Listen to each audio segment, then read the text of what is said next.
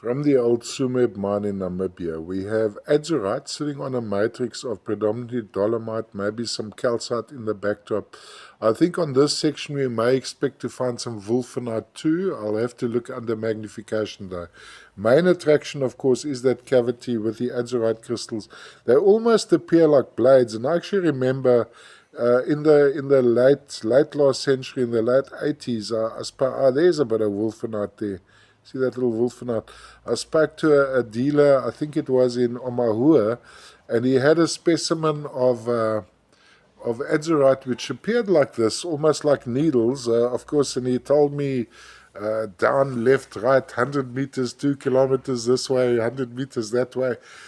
And I asked him how much, and he said 500. I said, I'll take that. He says $500 US. And then, so I changed my mind. All the way from the Tsumeb mine, Namibia, azurite, wolfenite with some dolomite.